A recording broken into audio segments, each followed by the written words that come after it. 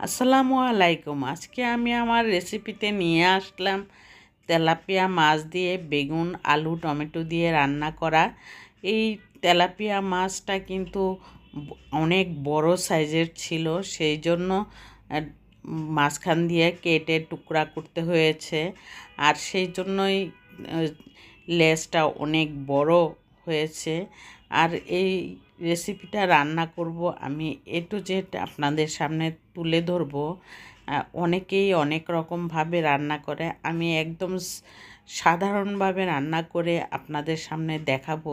কিন্তু খেতে এত অসাধারণ হয়েছে, কি বলবো আমি নিজেও বুঝতে পারছি না যে এত অল্প মশলা দিয়ে এত মজা হয়েছে কিভাবে, আমি নিজেও জানি না। কিন্তু আপনাদের সামনে তুলে ধরবো, দেখে নেবেন। শুধু মাছটা আমি কিন্তু শুধু হলুদ আর লবণ দিয়ে আমি মাছটা ফ্রাই করে একদম কড়কড়া করে ভেজে নিব। আর এই মাছটা কড়কড়া করে ভেজে নিলে কিন্তু বেগুনের মধ্যে দিলে কোনোভাবে ভাঙবে না। আর মাছটা দেওয়ার পর আমি কিন্তু অনেক জোরে জোরে নাড়াচাড়া করি না। সেই জন্য তরকারিটার উপরে যখন মাছটা দিয়ে থাকি তখন আমি নাড়াচাড়াটা একদমই কম করি।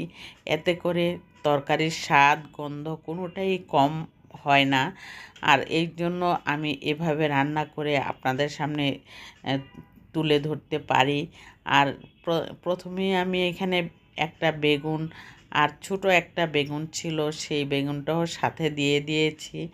আলু বেগুন দিয়ে আমি একটু হলুদের গুঁড়া আর লবণ দিয়ে তেলের মধ্যে ভেজে নিলাম। ভেজে নেওয়ার ফলে কিন্তু তরকারি স্বাদটা দ্বিগুণ বেড়ে যায়। আমি এই ভেজে নেওয়াটাকে আমি অনেক পছন্দ করি এখন। আগে আমি তা করতাম না, এখন আমি এভাবেই রান্না করার চেষ্টা করি। একটা আইটেম তরকারি রান্না করলেও আমি এভাবে ভেজে নিই। আর সাথে তো ভাজি ডাল থাকেই, কিন্তু যখন আমি তরকারি রান্না করি তখন আমি ভেজে নেওয়ার চেষ্টা করি।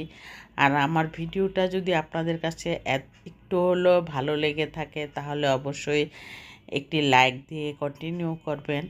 আর সাবস্ক্রাইব করে অল বাটনে প্রেস করে রাখবেন, আর যাতে আমার ভিডিও দেওয়ার পর যাতে আপনারা নোটিফিকেশান পেয়ে যান। আর আমার রান্না যদি ভালো লাগে তাহলে দেখে নেবেন, আর যদি ভালো না লাগে তাহলে কিছু মনে করব না, স্কিপ করে যাবেন। আর সেই জন্যই আপনাদের কাছে আমার একটাই অনুরোধ, দেখলে ফুল ওয়াচ করে দিবেন। কারণ ফুল ওয়াচ না করলে আমার অনেক ওয়াচ টাইমটা একদমই কম, সেই জন্যই আপনাদের কাছে রিকোয়েস্ট করছি।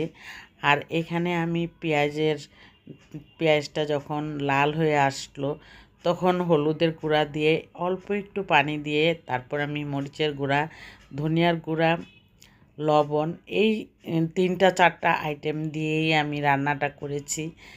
এতে করে টমেটো কেটে দিয়েছি। ঝুলের পরিমাণটা একদমই কম দিয়েছি। ঝুলের পরিমাণটা কম দিলেই তরকারি টেস্ট হয়। নিভু নিভু আঁচের মধ্যে যদি আপনি তরকারিটা রান্না করে থাকেন তাহলে কিন্তু ঝোলটা কম দিয়ে রান্না করলে তরকারির কালারটা একদম অ্যাকুরেট থাকে। আর ঝোল বেশি করে দিয়ে দিলে তরকারি কালারটাই কেমন জানি হয়ে যায়, আর সাদামাটা হয়ে যায়। আর ঝোলটা যদি কম দেওয়া হয় আর অল্প আঁচে রান্নাটা যদি করে নেই তাহলে যেমন তরকারিটা বসানোর সময় যেরকম থাকে ওরকমই হয়ে থাকে। আর দেখুন আমি ঝোলটা একটু কমেছে, কিন্তু তরকারি কিন্তু সুন্দর হয়েছে, একদম এত সুন্দর হয়েছে তরকারিটা। ধনিয়া পাতা দেওয়ার কারণে বোঝা যাচ্ছে না, ধনিয়া পাতা তো উপরেই দিতে হয়, আমি উপরে দেওয়ার ফলে আর তরকারির কালারটা তেমন বোঝা যাচ্ছে না মাছের কারণে, কিন্তু মাছগুলিতে তরকারি ঢেকে গেছে। আর এই এই রান্নাটাই আমার সুন্দর